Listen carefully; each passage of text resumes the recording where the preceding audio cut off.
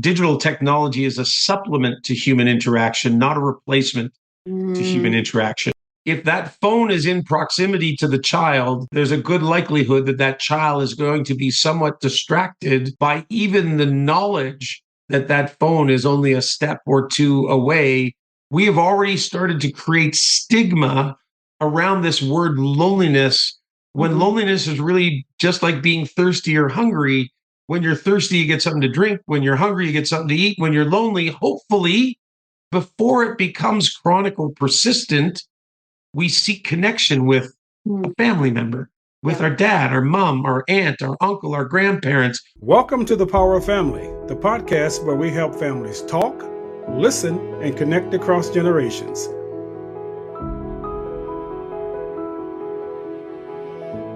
Hi, welcome to The Power of Family, and my name is Terry Willis. And I am Dr. Sonia Toledo. And our guest, his name is Pete, and his company is Genwell, and he's from Canada. And he has done a lot of work in establishing or helping people to establish their connections in their lives. Even though he's in Canada, he's running or he's traveling up the same road that we are, only we're just on parallel lanes traveling in the same direction. You know, Terry, I'm really excited to take on this episode with Pete. Pete is going to talk about connection versus technology. And remember last episode, we talked with Mary Catherine about how technology really interrupts our connection with our families. And it also brings up a lot of issues, social issues, mental issues with our children and our families. So I think we're going to get into a very deep conversation and go deeper with Pete. So I'm really excited to see what he has to say about connection and social health. Well, so am I. And with that, let's bring Pete on. Pete, we are so excited to have this conversation with you. Could you tell us more about yourself and your program and your message? Well, thank you, Dr. Toledo and Terry. It's so great to be here. I'm really appreciative of the opportunity to have this conversation. My name is Pete Bombachi, and I'm the founder and CEO of Genwell, which is Canada's human connection movement. We're a registered charity, and our mission is to make the world a happier and healthier place by educating, empowering, and catalyzing people around the importance of face-to-face social connection as a proactive step that we can all take for our health, our happiness, our longevity, and for the betterment of society. Awesome. You know, we found you because we were looking for someone who is connected to technology and connection and human connection. So, boom, we identified your work and your message so clearly. So why don't we just start there? Why technology is part of your message? Well, you know, we're not anti-technology because at the end of the day, technology is here to stay. So what we need to do is help people be more conscious and intentional about which aspects of technology add value to our lives and help us build connections, and which part of technology is actually distracting us from building those healthy connections that make us thrive. I think the real insight, and I think it's growing, you know, whether it's Jonathan Haidt's book or many of the other things we're seeing out there about the work that's being done to really better understand the role of technology, is that we need to understand we're up against teams of behavioral scientists whose sole purpose is to distract us from living the lives that make us happy and healthy. And it can't be solved by individuals. None of us are smart enough to overcome a team of behavioral scientists who know how to make us addicted to these technologies. So it really needs to be a collective community approach. It's families coming together and saying, hey, why don't we go for a walk? It's communities coming together, and why don't we come together and do something for the betterment of everyone? And when it comes to young people, it's not just going up to a young person and saying, put down the phone and that'll solve your problems. It's actually put down the phone and let's go do something together. And I think that really is the wake-up call on technology today, is that it's not an individual approach that will solve this. It's a collective approach to say, hey, we are in this together because we're all suffering and struggling trying to put the technology away. Yeah. Pete, I'd like to ask, when you look at technology today and you look at how families are using technology, is it the technology or is it the habits we built around using technology? Well, I think you've certainly touched. I guess it's both, Terry. I do think that unfortunately, with the pandemic, 2 years of having people ripped out of our lives, we got into some, not so good habits. We found ways, and even post pandemic, we do a lot of workshops, social health workshops in different channels in society. And one of the big things that we need to understand is that, when we create new habits, it's tough to go back to the way it used to Mm. be. Yes, it And is. we and where I thought that, the pandemic might be a wake up call to all of us, it might have given us pause to reflect and, come back to a slower paced, more meaningful world or life. I think things have only gotten quicker and faster and more distracted. And so again, I think it's going to take time, but I don't think we can overcome these challenges as individuals. I think we need to come together and recognize that we're all susceptible to feeling disconnected, susceptible to being distracted, susceptible to feeling a sense of loneliness because we aren't making the time for connecting with others. And that the solution is actually how can we help each other by reaching out and building those healthy connections.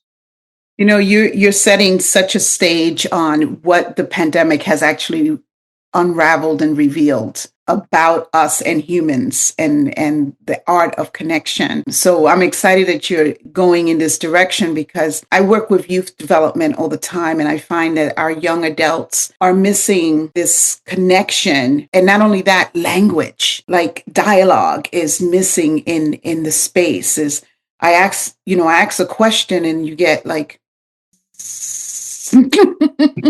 bees. So tell us more. Let's get deeper into what it has unraveled, the pandemic. What has it revealed to us as human beings?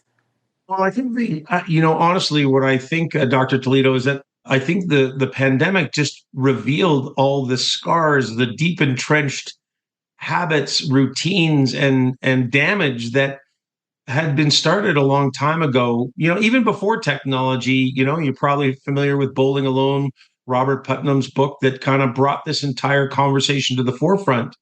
We increasingly, I'm looking at the people on the screen here, and I think we're all probably from about the same generation. We lived, Yes. we lived in the I'm the greatest youngest. growth. Yeah, you probably are. You probably are. We lived in the greatest growth era in the history of the world. Mm-hmm. And rather than coming together, we started to believe that we didn't need each other in order to thrive. And so, before technology became the issue, we were already increasingly disconnected as a human species. But because we were in the habits and routines of going to the office, going to the grocery store, going to the gym, going to the coffee shop, social connection was a part of our everyday lives. Actually, I shouldn't even call that. I would say we were in proximity to other people, but were we really connecting? Because Yes. and you understand, both of you understand this more than most, which is just because we put a bunch of people in the room doesn't mean that you feel that sense of connection. Connection. And so I think what we need to understand is we were already heading down a terrible path, you Mm-hmm. know, from the 60s through to the 90s into the 2000s, technology starts to come out. And as Jonathan Haidt points out in The Anxious Generation, it was really, I think the shift started to happen around 2012 as he talks about, Instagram becoming bought by Meta, that went from being more of a creative platform to a competitive platform where it was everybody posting their personal highlight reel. You know, Wi-Fi became ubiquitous in society, so we could be on our phones 24 hours a day, 7 days a week. It became that everybody started to have a phone. And so it was, again, I think the analogy of the frog and boiling pot of water. When I first got my phone was a thing that I used to call my friends to make Mm-hmm. plans to connect. Right. And even though Mark Zuckerberg and many of the social platform leaders would have suggested to you that the purpose behind their platforms was to connect us, I think we can now look back over a couple of decades and recognize maybe that wasn't actually their plan, from day Mm-hmm. one. And maybe they did just fall into it in recognizing that they could make far more money by disconnecting us every day than they could if they actually tried to make us more connected. Wow.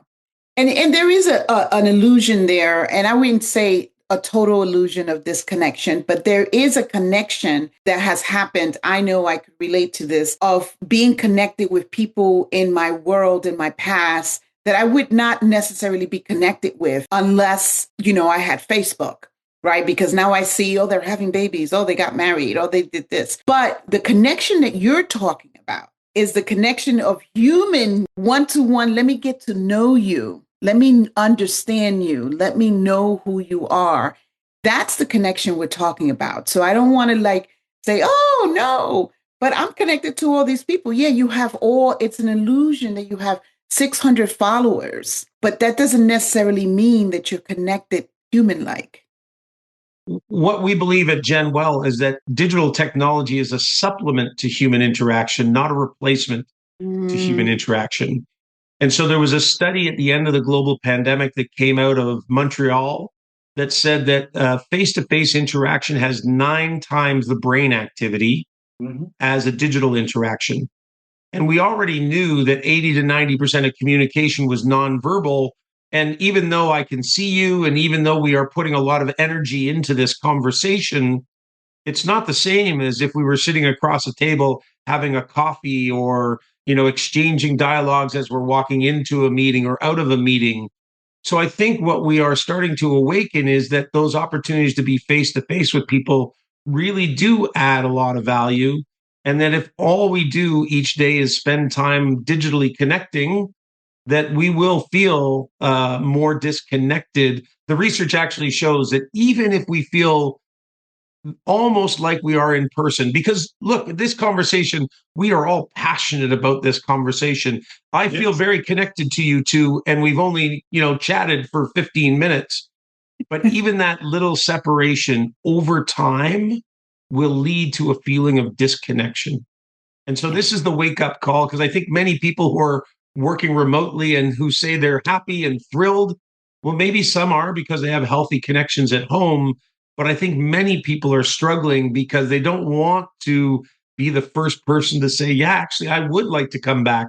I would like to see my colleagues. I would like to build relationships. They want to go back, but they don't want to go back and work in a cubicle, is I think the big pushback in the workplace. Mm. What I'm hearing then, Pete, is that you're not against technology. You are for using it wisely. And in doing so, how does that tech use look like in a modern family of today? That is a great question, Terry. So I know that it's the American Pediatric Psychological Association, I think is the title, at this point is recommending up to 2 hours a day on technology is okay. I believe that will change, and that recommendation may decline over time. But I do believe, I have an 11-year-old boy, and certainly I want him to understand technology.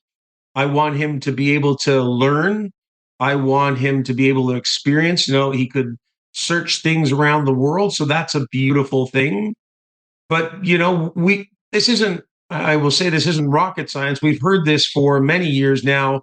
Look, when we're sitting together as a family at the dinner table or at breakfast, or if we understand the distraction that it can bring to us, and we're trying to study, or we're trying to learn to play an instrument, or we're learning anything, frankly, if that phone is in proximity to the child, there's a good likelihood that that child is going to be somewhat distracted by even the knowledge that that phone is only a step or two away from him checking on the latest text or the latest whatever interaction with their friends, which is just the wake up call that we need to be really conscious and intentional about how we use it. Your message has a lot to do with social health. So in making those connections, how do you distinguish being in technology for 2 hours a day? Like for now, I mean, I'm working from home, but I'm basically on my computer, not always talking to someone else. So what's that distinction? What's the clear distinction between the social health with technology and using technology? We're doing this as part of our jobs, as part of our workday. So I will call this, for lack of a better way, I'll say this is transactional. This is part of, if we were able to meet in person, we'd do this in person if we could. Fortunately, we have technology. So for those of us that are using technology in order to achieve a goal of our workplace or our business, well, that to me is a good use of technology in order to help us achieve an outcome. When we think about young people, if they use technology to learn, to study, to take notes in a class, if they're using technology in order to learn or grow as a human being, I think that's a good use of technology. I think when we use it, again, anything that's actually Dr. Steve Jordans, who's one of our scientific advisors, said to me the other day, the real issue comes when we think about synchronous or asynchronous communication. And I think it's a really great way to look at this. If you and I are having a communication right now, it's like we're doing it, we're synchronous, we're talking to each other. Even if we were texting, we're talking to each other back and forward. But the minute it becomes asynchronous, where I send you a text and 2 days later you get back to me, the minute it becomes passive, when, I'm just going on and scrolling through what everybody else is doing. And although some of us may think that we're okay and we can manage our own, beliefs and thoughts on that, young people certainly probably struggle with. I've always jokingly said, look, I have enough friends in my life that I probably know somebody that is vacationing somewhere in the world at every day of the year. Well, you could start to believe that you should be vacationing 52 weeks of the year. And so, yeah. And we all want to, too. Let that be me. Let that be me. But I think this is the wake-up call, is that when we feed our brains with information that is misleading and not, as we talk about, human highlight reels or getting rooted in reality, when we sit here across a table having a coffee and you're a friend of mine and we're chatting about what's really going on in the world, how are you doing? How's your family? How is work? How is whatever aspects of your life? That's when we get rooted in reality and we get rooted in real time. Yeah. And I think that's the part that we need to have the balance to the technology that can oftentimes get the best of us.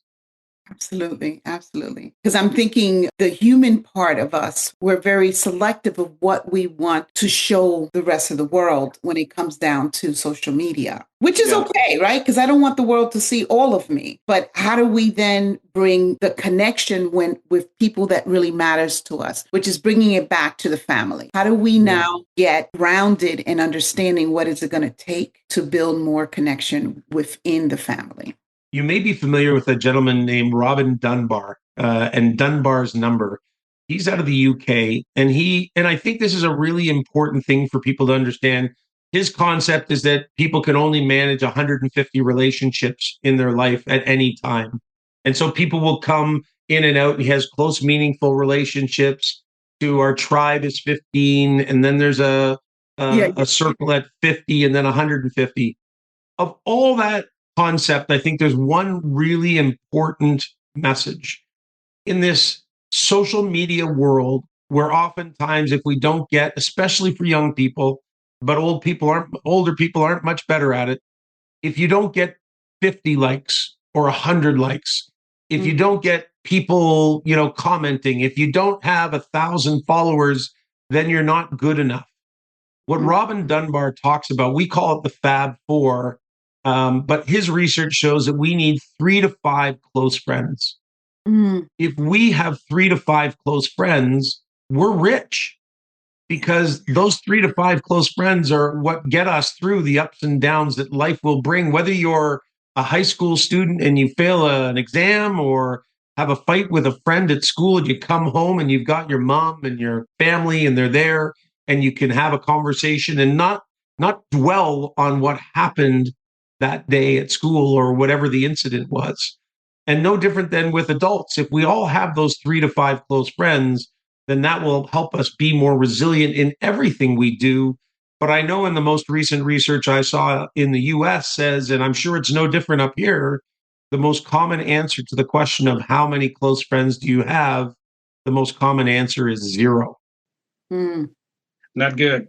Question for you though. In establishing these 3 to 5 relationships and broader, what role do older generations play in restoring these connections? And as a grandparent who has felt this, what role do grandparents play in establishing these connections as well? Because that's what's very close to me as a grandparent. Yeah, Terry, I think you brought up something that I'm pretty passionate about. Again, I reflect back to Jonathan Haidt's book. What he talks about is, just, and we've done this for 20 years, tell the kids to put the phone down. Yeah. And how has it worked? Not so good. Not so good. And so I believe, when I think about how we can help our young people, and Terry, as you would probably know, and help our aging population as well, is how do we help people recognize that 20 or 30 years ago, we had this crazy idea that if we outsourced our seniors to third-party caregivers, that we would solve everybody's problem, that the burden wouldn't be put on the family, that we could hire somebody to take care of them. And if we put 50 or 100 of them in a building together, that they would create a new community. Well, I know the research shows that about 50% of the people in long-term care still feel lonely, chronically lonely, because it's not about PSWs and it's not about meeting new communities, although some are good at that and embrace it. But most of us, as we age, actually want to see our own friends and our own family and our old neighbors and our old colleagues. And this is where I think we need to awaken each other, all of us across society. This is a societal solution that if every young person recognized the impact that they can have on a senior, especially people in their own family and in their own extended family, if every senior understood how important the connection to young people is for their health, happiness, longevity, and the impact that they could have on the next generation, I think a lot of us are not hiding. We all want it. We all crave this as human beings. And this is why we built this entire movement. We have 6 campaigns throughout the year. One of them is called Seniors Loneliness Awareness Week. But we also do a campaign in February, which is focused on students. And part of that message is saying, during the course of February, find a senior, find somebody who would benefit from your outreach. Yes, find your peer in the school and find a group of people that you can join a club and everything with. But Terry, I think what you brought up is probably we have an aging population who are going to be in crisis because there isn't enough healthcare. It costs too much, and we're going to have to reintegrate with each other. And so I think we need to start now because the problem's only going to get worse. But we all need to recognize the value that human connection brings to us so that people don't think that the only way to solve this problem is by paying somebody else to take care of my grandparent. Pete, I'm slow to say this, but I'm going to. We are not far from that generation that you're talking about. The older generations that are going to be needing to connect with the young. We are not far from those. And so we know and we understand how we feel today, the reason why we're doing what we're doing, and what that future for us looks like, and being able to connect and have that relationship with the younger folks. Yeah. We're heading there. Yeah. Yeah. I don't even know what is the starting age for somebody who's aging now, because I'm almost into my 60s, and Same here. And to me, I think I might qualify.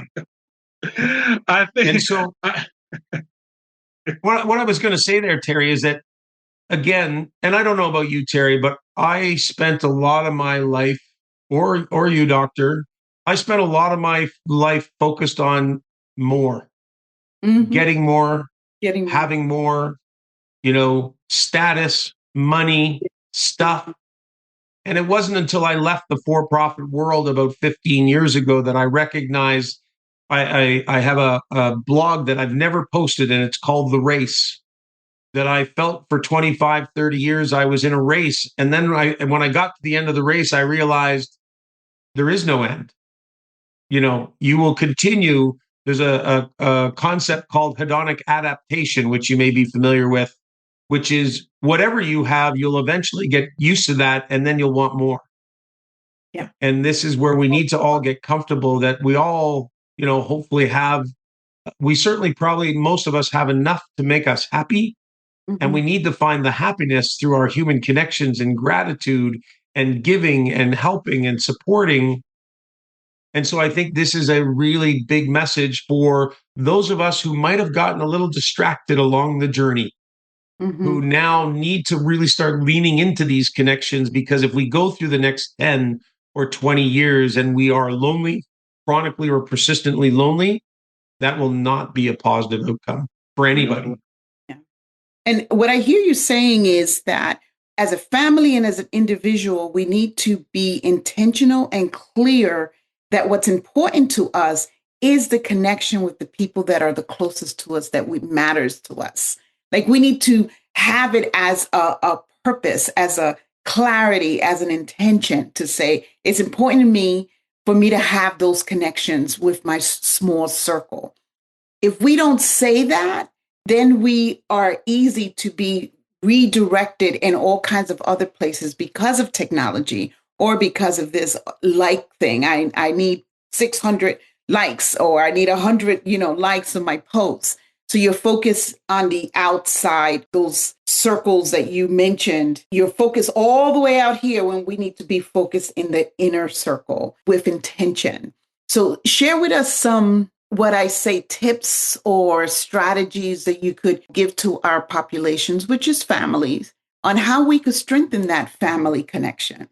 Yeah, I think you really, we can go to the tips, but I think, again, before I even get to the tips, it's what you just said, Doctor. It's the intentionality and the consciousness of why. Why is this so important? Because I know the research tells us that. So let's go. Well, if we talk about the aging population, when we feel chronically or persistently lonely, it increases our risk of heart disease, anxiety, depression, diabetes, early onset dementia, addiction, suicide, obesity. So just about every illness is connected to that. When we think about young people, it impacts brain development. It reduces academic, capabilities. It obviously will have long-term health consequences. And so what we need to recognize is that we are all in this together, because the negative consequences will impact all of us. So a big part of the work that we do is in educating people around all this information, because nobody ever told, I don't know about you, but nobody ever told me this information. I was told that if I ate well and exercised, that would solve all of my problems. Right. And that's not the case. Right. You might be healthy, but you're going to be lonely. And that loneliness will probably have a greater detriment on your health than eating well and exercise. Yeah. I concur. And so, to me, the starting point is what you said, Doctor. You have to be conscious and intentional, and you need to share this. I will tell you, like, my wife and we have an 11-year-old boy. You can only imagine how much we talk about this in our family, because I've been leading this movement for 9 years. Okay. But I will tell you, we struggle. Yeah. We struggle to make the time to be conscious, to be intentional, because the phone is close by, because the TV is close by, because you might have to do a little bit of work, but then that work leads to watching a bunch of YouTube clips, or have to do a little schoolwork, and you end up on whatever platform, scrolling through, and we can all get distracted. So the starting point is we need to be conscious, aware, and intentional. And now we can start talking about, well, what are the tips? Well, I think the tips are pretty straightforward. We touched on some of them earlier, which is, when you sit down together, don't be distracted, be present. And that means, whether that's your daily meals, which are 3 great times of the day to really connect as family, whether it's activities that you schedule into, and I think this is a big part of it, schedule the activity and say, at this time, every Tuesday, Friday, whatever it is, we're going to go for a walk together. We're going to do activity together, and we'll change it up. Your point is so spot on. And as we say at our movement, I don't actually care what you do. I just care that you do it together. Yeah. Because whether you go for a walk or you play baseball or you ride a bicycle or you go and just sit and have coffee, the point is that you be conscious, intentional, and do it with the expectation of we are here together and Mhm. we're going to have a conversation and build on the relationship that will make us all happier and healthier. Oh, that's amazing. Wonderfully spoken. Yeah. Wonderfully spoken. Thank you. I've been doing it for 9 years, so I get I sometimes feel like I'm beating a dead horse or banging the drum, and I know that some people at times say, "Oh, enough of this," and then you just have to go back and keep saying, "No, I don't think you realize how serious of an issue this is. This is not a nice to have anymore." The World Health Organization has now called this out as a major health crisis. Yes. Your Surgeon General, Dr. Vivek Murthy, was the first one that said this is the next major epidemic that we will face as a society. And yet we're still only waking up to it. Yes. Yes. And because there's a lot of denial around it too. There's a lot of denial. So when you say waking up to it, I even want to emphasize how we're not paying attention to, just setting some like clear, we mentioned earlier, some just clear guidelines on how we use technology and when, right? So we're not saying don't ever get in technology. What we're saying is use it with intention and purpose. But the attention that we need to social health means that we need to intentionally identify when, as part of our day in our family, do we connect? When do we do that? And how do we do that? It's not a requirement. It's like, well, do you want to be healthy with yourself and the people around you? And that's wealth, that's health, right? So the social health of it is that you're eliminating the loneliness feeling, or the consequences of loneliness is all of those illnesses and addictions that you spoke about earlier. You could Yeah, avoid all that if you focus on connection. absolutely. And I do want to build off something you just said, Doctor, which is I think we've already started to do a disservice to this entire conversation. We've Mm, all read in the news media about the crisis of loneliness. Well, actually, what the media tends to be speaking about is chronic or persistent loneliness, because that's what leads to those negative consequences. Part of the work that we're doing as Gen Well is trying to help normalize the feeling of loneliness. I don't know about you, but I've certainly, actually, I'll say this. When I launched this movement in 2016, I never thought I'd been lonely a day in my life because nobody had ever explained to me what loneliness is. mm, But now that I understand what loneliness is, I lost my dad when I was a kid. So I felt like the only kid who didn't have a father. right. I've been through a divorce. I've lost jobs. Last Christmas, I was sick for 6 weeks and didn't leave my home. And so those are just some of the examples of life experiences that can lead to us feeling disconnected from other people. And that is not something to fear. That is not something to shy away from. We have already started to create stigma around this word loneliness, when Mhm. loneliness is really just like being thirsty or hungry. When you're thirsty, you get something to drink. When you're hungry, you get something to eat. When you're lonely, hopefully, before it becomes chronic or persistent, we seek connection with a Mm, family member, with yeah. our dad, our mom, our aunt, our uncle, our grandparents, whoever.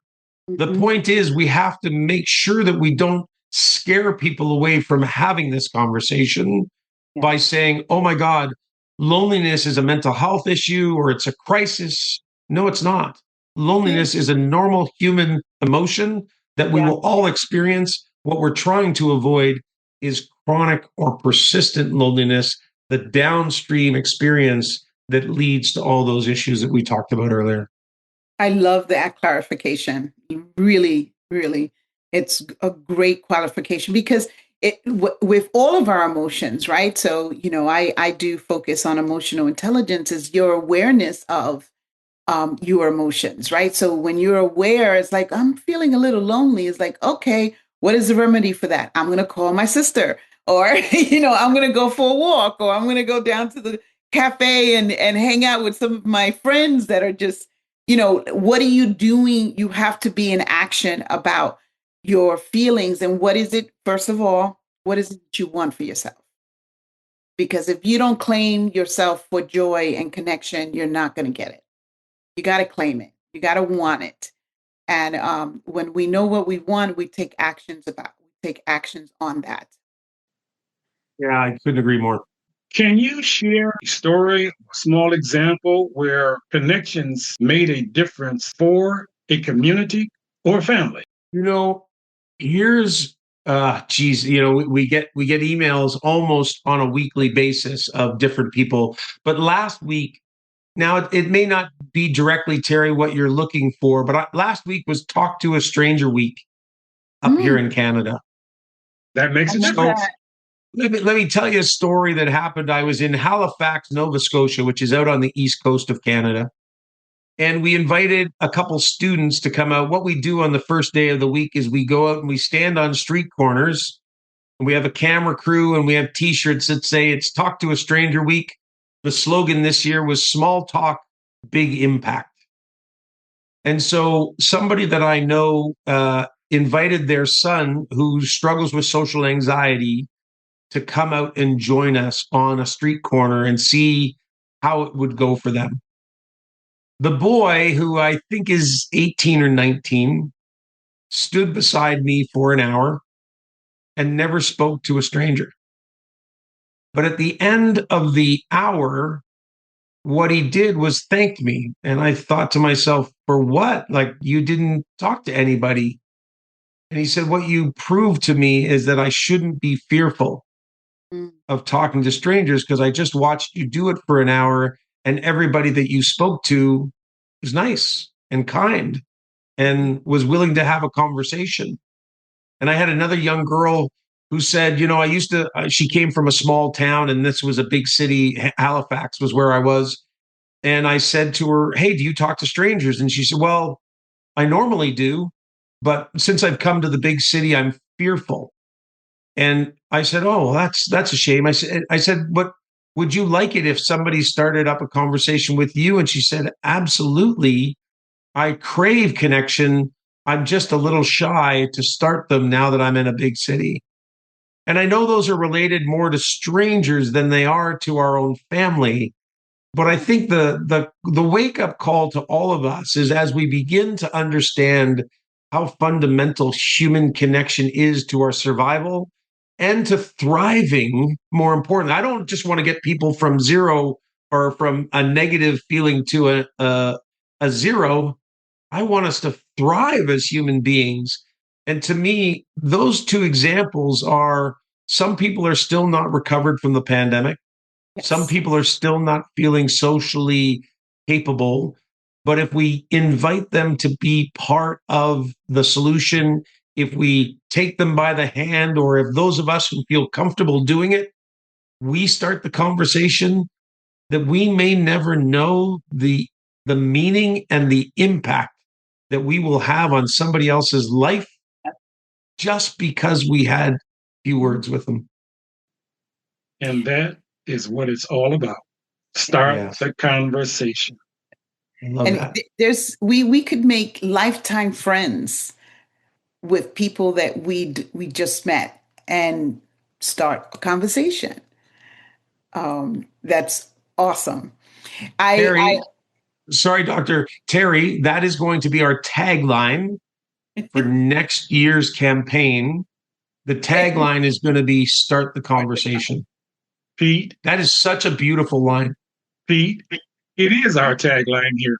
We have that. Pete, let's just share. Let's just spread the joy of it. I love it, my friend. Spread the joy of it. That's beautiful. Start the conversation and bridge the generational gap. I love it. Is there any, where you speak of that's going to be a tagline, you've been in this for 9 years. Is there any tool that you have that you could pass on for anyone that's going to be listening to this show here that they can use to immediately try to affect change in their lives in making connection? Yeah. So we have so many tools and campaigns that I think the best way to direct people is to go to our website at genwell.ca or to follow us on our social media platforms, or maybe more importantly, is go to our YouTube page where we have over 150 videos with leading experts from around the world. Julianne Holt-Lundstadt, who is probably the leading researcher on loneliness. Dr. Nick Epley from Chicago Booth, who's one of the leading researchers on talking to strangers. We've got Dr. Kiffer Card from Simon Fraser University, who's the leading researcher who developed the first ever set of social connection guidelines. So there's a wealth of information and knowledge that people can go. The social media has more like 5 tips to build a connection with your family, or 5 tips to create connection today. We give tips, tools, and ideas every day, and they can scroll back through the feed to find the tips that are right for them, whatever that situation is, whether they're a young person, an older person, whether they're talking about the workplace or home, whether they're talking about talking to strangers or saying hello to your neighbor. Again, what we need to understand, and I know that your focus is the family, and that's a critical component of creating healthy relationships. But we also need to see the connections that are around us every day in our lives, because if we don't take advantage of those relationships as well, there will still be a void in our lives. We can't just be connected to our family, because God forbid something goes sideways in our family. Yes. And we fall out, or we have a death, and all of a sudden we need other people to fill that connection void for us. Better to, and this is part of Robin Dunbar's work as well, is showing that we need to have, a holistic approach to building relationships, friends, family, neighbors, classmates, colleagues, talking to strangers. Look at all of them as an opportunity, not only to change your life, but maybe to change somebody else's life as well. Absolutely. We also like to apply that family does not mean DNA. Well Family said. is outside of DNA. Mm-hmm. And that is where we seek to encompass those who are not DNA related. Yes. Well said, Terry. We call it the chosen family. There's a video on our YouTube about a young lady who didn't really have a family growing up, and what she did to create what she calls her chosen family. And I think that's a really powerful, powerful point, Terry. So thank you for bringing it up. We're going there with you. We're going there with you, Pete. I love it. This conversation has brought up some real concrete thought process for our society. It's up to us to heal our society. And you speak very in depth on how social health is going to be that vehicle to help us heal and not only understand each other, right? We can't heal or be in peace with each other unless we understand each other. Sometimes just understanding a different perspective gives you that sense of empathy and understanding that, we don't have to agree, but we could be peaceful in the same place. Absolutely, Doctor. I love everything you just said. I'm fully, as Terry said, we're in this together. We are aligned in what we're trying to accomplish here. Yes, we are. One more thing before we go, Pete. Genwell, you mentioned campaigns. I love that idea. And definitely we're going to add as much resources on our website so our community could see what you're doing. I love that we could share. And if you have a campaign, let us know about it so we could continue to support on that campaign in the United States or everywhere globally. I love that, Doctor. And I'll tell you that the whole concept behind the campaigns is that, how many times have we tried to book a coffee with a friend, and you say, "Hey, Terry, how about next Thursday?" And Terry says, "Oh, sorry, I'm busy." And then you say, "Well, what about 3 Thursdays at 12 o'clock?" And, "Oh, sorry, I'm busy." And so what we recognize is that because we live in the most fast-paced, distracted, and pressure-filled world in history, it makes it really difficult for us to find these communal times when everybody can come together. And the analogy I like to use, I don't know if it's the same, but I'm assuming it is the same south of the border. But on Halloween at 4 o'clock, trying to drive home from the office is chaos because everybody knows that they need to get home to hand out candy at the door, get their kids ready. So because we all know that we're doing it together, everybody's in. And so our campaigns are intended to do just that. Give everybody an excuse, a reminder, and permission that a few times a year, we are all intended to get connected because you and I may be socially active, but Terry may be isolated. Maybe he's going through a challenging time. And maybe I'll reach out this time, but maybe this time we reach out to Terry because Terry doesn't feel like reaching out, but he really would value that connection. So if we can create ambassadors like us who are willing to be the leaders, we not only will change our lives, but we'll change the lives of the people around us that we see each and every day. Amazing. I love it. Pete, before we close, what's one challenge you like to give families listening? Something that they could try, something that they can do within the next 24 hours to reconnect. I think it's a simple one. We've heard many people say it is put the phones away and spend an hour. If you need to go and get conversation cards or you need to pull up on the internet 10 questions to ask your family over dinner, just create the conversation and remove the technology so that you can be present and enjoy each other's company the way it was all intended to be, thousands of years ago when we started this whole crazy thing, on the planet. I think just making time for each other and connecting right now is probably the greatest gift we can give each other. Awesome. So you heard it here. The Power of Family. We bring in Pete Genwell. He has a mission. He is up to something. He has a message, which is connection. That's what's going to heal our society. Social health starts with making those connections. I'm so happy to have you here, Pete. Don't forget to subscribe and take on that challenge that Pete just mentioned. Make it intentional to be present with the people that you love at least 1 hour a week or daily, 5 minutes, 2 minutes. That's what's going to bring some healing to our society. I love it. I love it. See you in our next episode. Thank you for joining us. The Power of Family.